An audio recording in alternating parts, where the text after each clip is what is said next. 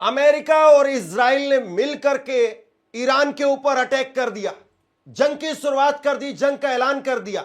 लेकिन अब यह जंग इजराइल और अमेरिका को भारी पड़ती हुई नजर आ रही है। इजराइल की इस वक्त में बहुत भारी बुरी हालत जो है वो दिखाई दे रही है। और इजराइल का हाइफा पोर्ट, जो दुनिया भर में जिसकी पहचान है, उस हाइफा पोर्ट पर किस तरह की तबाही मची है, ये तस्वीरें आप देखिए। ये तस्वीरें अपने आप में बहुत कुछ बयां कर रही है कि इजराइल वो अपने आयरन डोम सिस्टम के होने के बावजूद वो अपने बड़े शहरों को नहीं बचा पा रहा है। हाइफा उसको नहीं बचा पा रहा है, हाइफा पोर्ट को नहीं बचा पा रहा है। ये तस्वीरें अपने आप में इजराइल की बर्बादी की कहानी वो बयां करती है, उसके आयरन डोम सिस्टम की विफलता को, फेलियर को बयां करती है। ये तस्वीरें वो गवाह है कि अभी भी इस बार के जंग में भी ईरान की मिसाइलों का कोई मुकाबला नहीं है। ये इस बात का पुख्ता सबूत है। और न केवल इजराइल का यह बुरा हाल है, बल्कि उसके साथ साथ यह तस्वीर आप देखिए, यह तस्वीर आप देखिए। यह तस्वीर है अमेरिका के एयरबेस की, और अमेरिका के एयरबेस की धज्जियां उड़ाई हुई है। तकरीबन इस वक्त तक जब यह खबर मैं पढ़ रहा हूं, 8 से 9 देशों के अंदर अमेरिका के एयरबेस, अलग अलग एयरबेस, उनकी धज्जियां उड़ा करके रख दी है ईरान ने। चाहे वो यूएई की बात करिए, जॉर्डन की बात करिए, या फिर बहरीन की, कुवैत की, इराक की, हर जगह पर इस वक्त में ईरान की मिसाइलों का कहर दिखाई दे रहा है। सबसे बड़ी बात यह है कि जब इस जंग का ऐलान हुआ तो उस वक्त में चाहे वो डोनाल्ड ट्रंप हो और चाहे वो बेंजामिन नेतन्याहू हो, दोनों टीवी पर आते हैं और दोनों की तरफ से 8-8 मिनट का एक संबोधन टीवी पर जारी किया गया। दोनों ने टीवी पर आकर के गाजे बाजे के साथ में कहा कि हमने ये अटैक कर दिया है। दोनों ने जिम्मेदारी ली इस बात की। और अमेरिका ने तो यह भी कहा कि ये हमने प्रिवेंटिव अटैक किया है। प्रिवेंटिव अटैक का मतलब यह होता है कि हम पर हमला होने वाला था, उससे पहले हमने हमला कर दिया है। ये डोनाल्ड ट्रंप की तरफ से कहा गया। लेकिन सबसे बड़ी बात यह है कि जो सामने आकर के कबूल कर रहे थे, जो बता रहे थे कि भैया अपनी 56 इंच की छाती है, उनके छाती के अंदर ही सीधे ईरान की मिसाइलें उतर रही है। ईरान की मिसाइलों का छेद उनकी छाती में दिखाई दे रहा है, उनके एयरबेस पर दिखाई दे रहा है। और देखिए, दुनिया के अंदर अमेरिका पर हमला किया जा सकता है या नहीं किया जा सकता है, ये जून के अंदर जब पिछली जंग हुई थी, 12 दिन की जो जंग हुई थी, 12 रोजे जो जंग हुई थी, उसी में कतर के अल उदैद एयरपोर्ट पर जिस तरीके से ईरान ने हमला किया था, पूरी दुनिया को दिखा दिया था कि भैया ये अमेरिका अमेरिका कुछ नहीं है, इसका खौफ खाना बेकार की बातें हैं, इसको ठोको। और जब ये कहा था खामेनेई ने पिछली बार, तो आज जब शुरुआत की तो ऐसा लगता है कि खामेनेई ईरान दुगनी ताकत से, और ये दिन का माहौल था। आप सोचिए, अभी रात में जिस तरह का कहर बरपेगा, दिन में इस तरीके से कहर जो है वो दिखाई दिया। और सबसे बड़ी बात यह है कि ईरान, उसके पास में जिस तरीके का जितना बड़ा जखीरा है हथियारों का, वो अपने आप में आप ये कह सकते हैं कि बहुत भारी पड़ने वाला है इजराइल को, बहुत भारी पड़ने वाला है अमेरिका को। और सबसे बड़ी बात यह है कि इजराइल और अमेरिका, इनके पास में ज्यादा लंबा जंग में जाने का ना तो अनुभव है और ना ही जंग में जाने का उतना ज्यादा जो है वो जज्बा है। आज जो तस्वीरें निकल करके सामने आई, उन तस्वीरों ने ही बता दिया कि ईरान के अंदर इस वक्त का माहौल क्या है और इजराइल के अंदर माहौल क्या है और अमेरिका में माहौल क्या है। कुछ ऐसी तस्वीरें निकल करके सामने आई जब ईरान की तरफ से हमला बोला गया अमेरिकी एयरबेस पर, तो अमेरिका के लोग गाली देते हुए नजर आए, गाली दे रहे थे डोनाल्ड ट्रंप को, भद्दी भद्दी गंदी गंदी गालियां दे रहे थे, भाग रहे थे वीडियोस बनाते बनाते अमेरिका के लोग। और दूसरी तरफ इजराइल के लोग तेल अवीव के अंदर बंकर में छुपते हुए नजर आए, बंकरों में जा जाकर के छुप गए। और यही सब कुछ जो बयां करता है कि भैया आप जंग कैसे लड़ेंगे, आपके घर के अंदर ही आपके खिलाफ बगावत हो जाएगी, आप क्या करेंगे। और ईरान के अंदर ये तस्वीरें आप देखिए, ईरान में जश्न दिखाई दिया, ईरान में लोग सड़कों पर आ गए। और वो अलग बात है कि ईरान के अंदर बड़ी भारी संख्या में स्कूलों को टारगेट करके लोगों को मारा गया है, छात्रों को मारा गया है। करीब 40 से 50 छात्रों की मौत की खबर वो ईरान से निकल करके सामने आई है और अलग अलग जगह से खबरें निकल करके सामने आ रही है। ईरान में जिस तरीके से स्कूलों को टारगेट किया गया, इजराइल का वो क्रूर चेहरा वो सामने आ गया कि जिसमें इंसानियत रत्ती भर नहीं है। वरना आप बताइए कि इजराइल के पास में एक से बढ़कर के एक टेक्नोलॉजी है। इजराइल के पास में जो टेक्नोलॉजी है, जिस तरीके की है, वो चाहे तो किसी आदमी को कई सौ किलोमीटर दूर बैठ करके उसकी कुर्सी पर बैठने की क्षमता रखता है इजराइल। यानी इजराइल के पास में वो टेक्नोलॉजी है कि अगर कोई कई किलोमीटर दूर बैठ करके यहां अगर मुझ पर कोई गोली मारना चाहे तो वो मुझ पर सीधे गोली मार सकते हैं। इतनी भी जो है वो उनके पास में काबिलियत है। लेकिन आपकी काबिलियत क्या स्कूलों पर ही दिखाई दे रही थी? क्या आपको यही लगता था कि स्कूलों के अंदर लोग मारे जाएंगे और उसके बाद में खामेनेई के खिलाफ ईरान खड़ा हो जाएगा? यानी स्कूल में जब उनके बच्चे मरेंगे तो उसके बाद में वो गाली देंगे खामेनेई को और खामेनेई के खिलाफ एक बड़ी बगावत देखने को मिलेगी। ये सोचिए आप, कितना घिनौना जो है वो चेहरा है। और ये बातें मैं ऐसे नहीं कि अपने आप से कह रहा हूं, बहुत बार ऐसी रणनीति होती है, बहुत बार इस तरीके की रणनीति बनाई जाती है कि कहां पर अटैक किया जाए, यानी नींव पर अटैक किया जाए। और नींव पर अटैक आप करेंगे तो पूरी इमारत भर करके गिर जाएगी। यानी बच्चों को अगर आप मार देंगे तो उसके बाद में जाहिर सी बात है, जिस माँ बाप का बच्चा मरेगा उसके लिए कौन सी सरकार, कौन सा सुप्रीम लीडर, कौन सा झंडा, कौन सा, उसके लिए सब कुछ खत्म हो जाता है।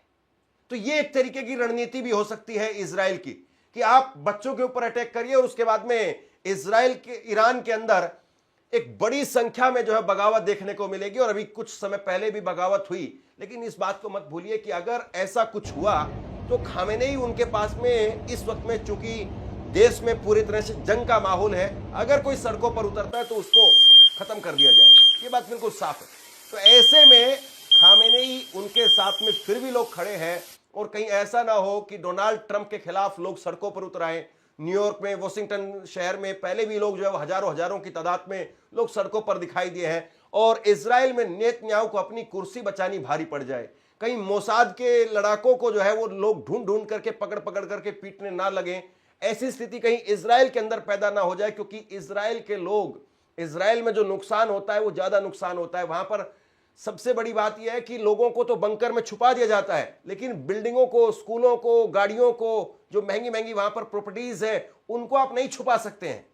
और ईरान की जो इस वक्त में ताकत है वो यही है कि आप आयरन डोम सिस्टम से बचाएंगे तो कितना बचाएंगे, वहां पर ताबड़तोड़ एक तरीके से वो वार जो है वो वहां पर दिखाई दे रही है।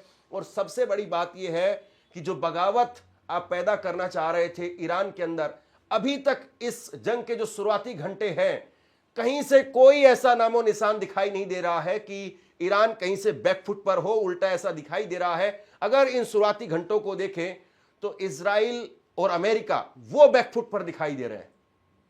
यानी पहला वार आपने किया और उसके बाद में खामेनेई की तरफ से मैसेज आया, खामेनेई की तरफ से कहा गया है कि शुरुआत आपने की है, खात्मा हम करेंगे, खत्म हम करेंगे, ये जो है उनकी तरफ से कहा गया है। और इसीलिए इस ऑपरेशन का नाम, ईरान की तरफ से ऑपरेशन का नाम दिया गया है खत्म अल तूफान। ये ईरान ने नाम दिया है खत्म अल तूफान। इसका मतलब यह है कि जोरदार तरीके से और भयंकर तरीके से जो तूफान आ रहा है उसको खत्म कर दो। इसीलिए इस ऑपरेशन का नाम दिया गया है खत्म अल तूफान। और सबसे बड़ी बात यह है कि इस हमले के बाद में अब जिस तरीके से मिडिल ईस्ट के 8-9 देशों के अंदर एयरबेस पर हमला किया गया, यानी ईरान ये कह रहा है कि हम अकेले नहीं डूबेंगे साहब, अगर हमें डुबाने की कोशिश की गई तो हम तुम्हें भी ले डूबेंगे सनम। ये कुछ इस तरीके से जो है वो दिखाई दे रहा है। ईरान कह रहा है कि या तो हम खत्म हो जाएंगे या खत्म कर देंगे। और खत्म होंगे तो हम अकेले खत्म नहीं होंगे, हमारे पास में मिसाइलों का जखीरा है, जब तक मिसाइल है तब तक ठोकेंगे, यानी जब तक तोड़ेंगे नहीं तब तक छोड़ेंगे नहीं। कुछ उस तरह का मामला वो इस वक्त में जो है दिखाई दे रहा है। युद्ध है और युद्ध में शुरुआत में जो उन्माद दिखाई देता है, उस तरह का उन्माद जो दिखाई दे रहा है। डोनाल्ड ट्रंप अब अपना गोल शिफ्ट करते हुए दिखाई दे रहे हैं। डोनाल्ड ट्रंप, जिन्होंने दोपहर में जब इस जंग की शुरुआत हुई थी, डोनाल्ड ट्रंप की तरफ से कहा गया कि हम इस युद्ध में इसलिए अटैक कर रहे हैं क्योंकि ईरान हमारे ऊपर अटैक कर सकता है, हमारे लोगों को मार सकता है। लेकिन अभी अभी कुछ देर पहले डोनाल्ड ट्रंप की तरफ से बयान दिया गया और डोनाल्ड ट्रंप ने कहा कि हमने ये जंग शुरू की है ईरान को आजाद करवाने के लिए। यानी उनकी जो पूरी एक तरीके से इस वक्त में जो सोच है, उनकी जो रणनीति है अमेरिका की, इजराइल की, वो यही है कि किसी तरीके से खामेनेई के खिलाफ एक बगावत शुरू हो जाए और खामेनेई के खिलाफ जो तबका है, चाहे वो रजा पहलवी जैसे अमेरिकी पिट्ठू हो, उनको जो है वो एक मैसेज दिया जाए कि भैया आप एक्टिव हो जाओ, हम बाहर से मार रहे हैं, आप अंदर से बगावत जो है वो शुरू कर दो और उसके बाद में खेल खत्म। लेकिन ईरान के पास में आज भी दो बड़ी ताकतें हैं। पहली बड़ी ताकत है खामेनेई, और खामेनेई इस वक्त में ईरान के अंदर कहां है, तेहरान में है या तेहरान से बाहर जा चुके हैं, कौन सी जगह पर है, कौन से सुरक्षित ठिकाने पर है, कोई इसका अता पता अमेरिका के पास में नहीं है, मोसाद के पास में नहीं है। इजराइल सारी टेक्नोलॉजी लगा करके भी खामेनेई को पिछली बार भी नहीं ढूंढ पाया था और इस बार भी अभी तक कोई खैर खबर नहीं है खामेनेई के बारे में। और आप सोचिए कि ईरान इस बात को भली भांति जानता है कि खामेनेई पर अटैक हुआ तो उसके बाद में ईरान की आधी ताकत अपने आप खत्म हो जाएगी। और ईरान वो इस बात को भी समझता है कि जिस तरीके से इन्होंने वेनेजुएला के साथ में किया, यानी वेनेजुएला से राष्ट्रपति मादुरो को उठा करके ले गए, इनका यही टारगेट है और इनकी यही प्रायोरिटी है कि खामेनेई को यहां से उठा करके ले जाएं। और अगर खामेनेई को यहां से उठा करके ले जाते हैं, इसका मतलब यह है कि फिर आधा मसला वो अमेरिका के लिए, इजराइल के लिए हल हो जाएगा। लेकिन यहां पर ईरान की जो दूसरी बड़ी ताकत है वो है उसकी फोर्स IRGC, जो उसकी रेवोल्यूशनरी गार्ड फोर्स है, यानी जो मरने और मारने के लिए तैयार है, जो वो लड़ाके हैं IRGC के, वो दूसरी सबसे बड़ी ताकत है। और मैं अगर ये कहूं कि खामेनेई से भी बड़ी ताकत है तो शायद गलत नहीं होगा। खामेनेई निश्चित तौर पर पावरफुल लीडर है, सुप्रीम लीडर है, लेकिन खामेनेई वो भी IRGC उसके सहारे है। और जिस तरीके से खामेनेई की प्रोटेक्शन के अंदर, खामेनेई के चारों तरफ जो सुरक्षा का घेरा लगातार IRGC का है, उसकी वजह से वहां से उनको निकालना राष्ट्रपति मादुरो की तरह से वो ठीक नहीं होगा। और कई बार ये कहा जाता है कि आप हद से ज्यादा जब हदे को पार कर जाते हैं, यानी जहां तक आपको जाना था, जहां तक आपकी लाइन थी, उस लाइन को आप क्रॉस करके चले जाते हैं, तो फिर अक्सर ऐसा होता है कि आप औंधे मुंह जाकर के गिरते हैं। और डोनाल्ड ट्रंप के साथ में ऐसा लग रहा है कि वही होने जा रहा है। दुनिया भर में एक तरीके से आप ये कहिए कि मनमानी डोनाल्ड ट्रंप की दिखाई दे रही थी। किसी पर टैरिफ लगा दो, किसी को कुछ भी कह दो, किसी को उठा करके ले आओ, कहीं पर मिसाइल गिरा दो, कुछ भी करो। लेकिन अब देखिए, हर चीज का एक अपना अंत होता है।